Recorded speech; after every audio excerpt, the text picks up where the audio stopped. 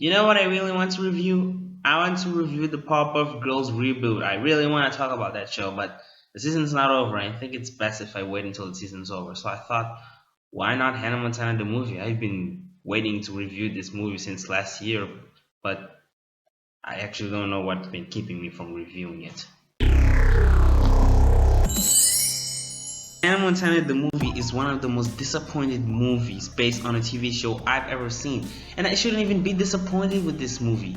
You become disappointed because you expect greatness. I did not expect so much greatness in this movie because the TV show isn't really that good. I just expected this movie to be a little fun and, at least be a little loyal to the show. You see a movie version of the show that it's not so good, but you expected something fun to watch, but it's not what I saw.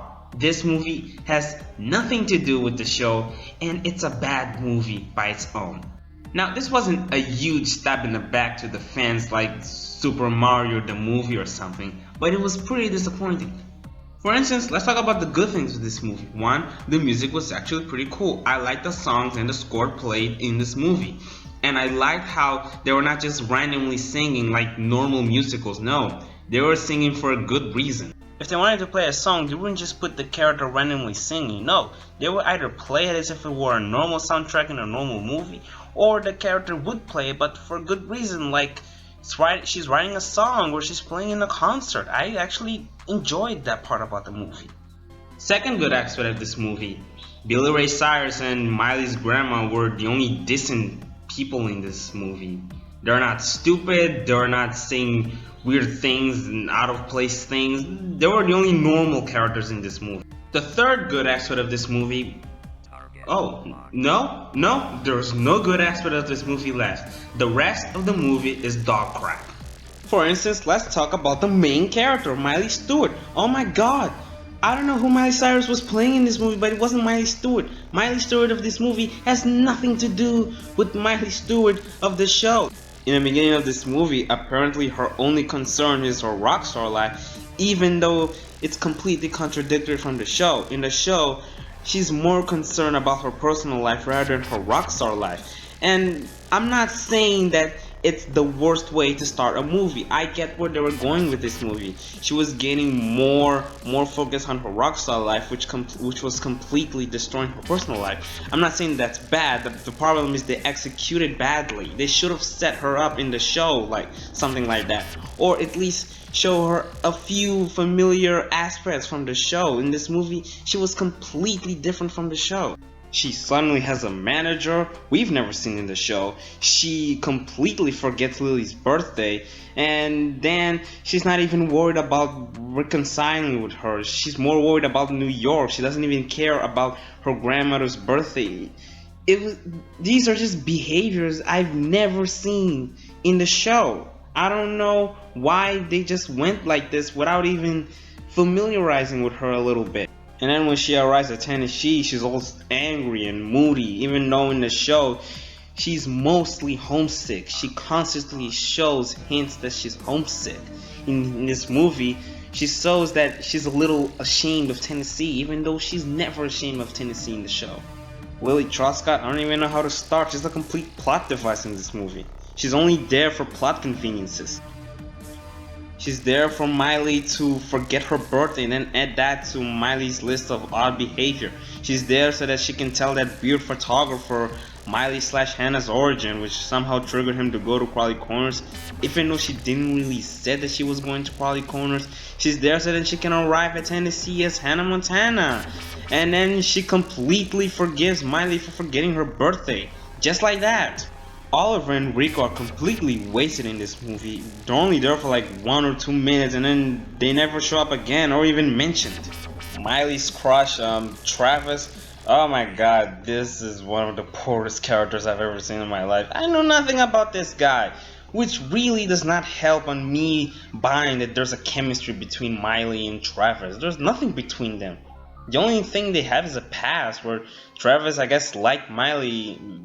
They've never actually said that Miley liked him back, so I guess she just started liking him with no reason. We only saw a compilation of them having fun, but we didn't really see much about their chemistry. We're just supposed to believe that they have chemistry and they belong to each other.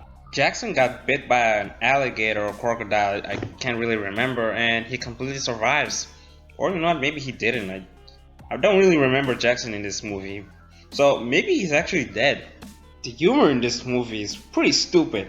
Look, I'm not saying that in the show the humor was genius and smart, but once in a while I did chuckle. In this movie, I did not laugh.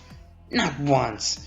Okay, maybe there was that time that the guy say, yes, that's Hannah Montana. I don't live under a rock. Yeah, that part made me laugh, but the rest of the movie I did not laugh at all.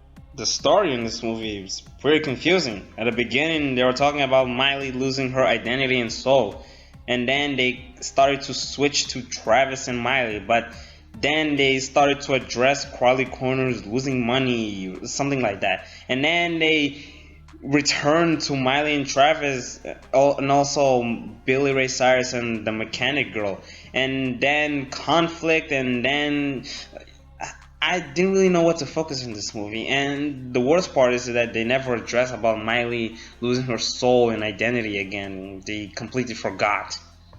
But I think the worst part about this movie was the ending. It's not my personal worst thing about this movie. The thing that bothered me the most was actually the characters. But what I can say in a scientific-ish way is the ending. The ending of this movie was pretty bad and illogical. Miley suddenly reveals to Crowley Corners that she's Hannah Montana, even though she didn't really need to do that. I mean, no one was criticizing her for being Hannah Montana. No one was telling her to stop. Nothing was keeping her from stop being Hannah Montana. I mean, she looked at Travis and she looked at Billy Ray Cyrus and Laurel, and she somehow read that as Hannah Montana is ruining her life, and then if she reveals, everything will be fixed. Even though that's not really true. If Billy Ray Cyrus and Laurel want to date, they can date. Miley doesn't need to stop being Hannah Montana for them to date.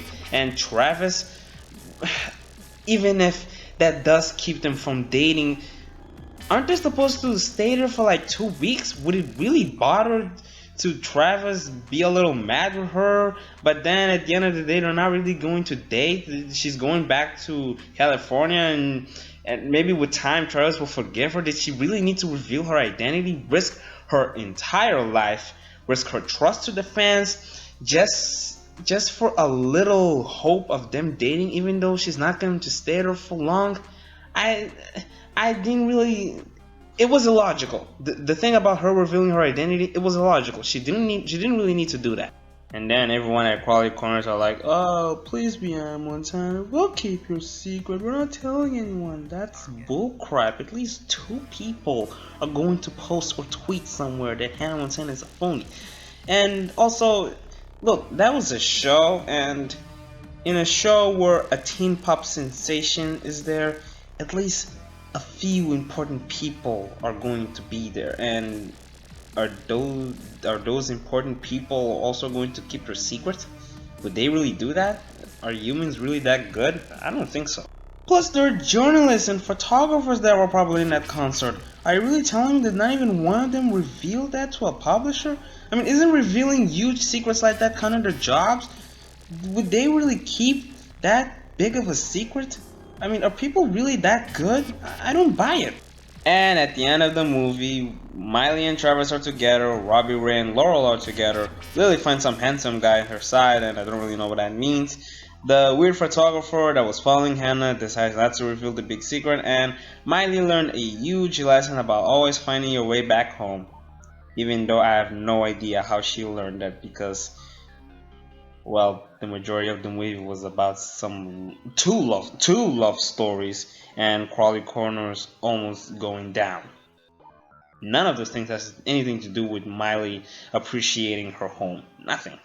I mean, I would probably say that Crawley Corners almost went down, so Miley learned how not to take it for granted. But look, I get it. The reason why the concert happened was it's a fundraiser, and Miley wanted to raise some money so that she can give it to Quality Corners. But the problem is, at the majority of the movie, she didn't really seem to care about that. In fact, the only reason why she did it was because Travis asked Miley to call Hannah so that she can do the show. But if it wasn't for that, I'm not even sure she would suggest that.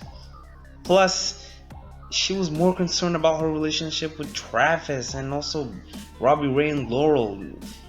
The thing about Crawley Corners losing money didn't even occur in her mind. So I can't really address that as a justification for why Miley Cyrus decided to appreciate her home.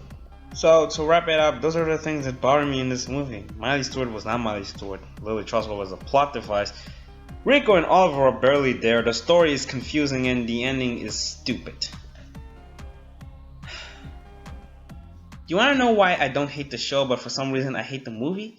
It's because even though the show is silly and a little bit pathetic, it's not just silly and a little bit pathetic. There's actually a good philosophy in this show.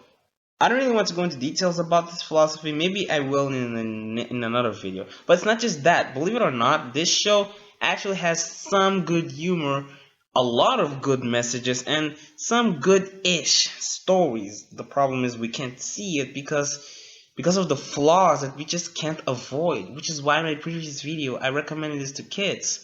I don't know kids from this generation, but at least at the time, kids could tolerate those flaws. We can't. Unfortunately, we can't, which is why we can't stand watching this show. Even though in season 4 they started to reduce some of the flaws, which is why I also recommended season 4 for some adults. I didn't say they would be mind blown or something like that, but it could be worth seeing it. This movie, however, I don't see none of those things. I don't see any good. I don't see any philosophy. I don't see anything smart or clever or even worth putting in the movie. And the worst part is that they couldn't even capture some spirit from the show. They even failed on that. That's why I'm really disappointed with this movie. Because there's nothing good about this movie. That's why I hate it. And that's why I don't hate the show. I find it really hard to believe that some of the producers of the Hannah Montana show were actually a part of the production of this movie. I can't believe not even one of them said, hey, you're not using our characters right. Fix that. Or, hey, maybe they even did, but they couldn't. So, yeah. I don't like this movie, and it may be the worst movie adapted from a TV show I've ever seen. Even though I didn't really have much expectation of this movie. I just wanted this movie to be fun and see a cinematic version of Hannah Montana, which would probably be fun. But no, I didn't get that.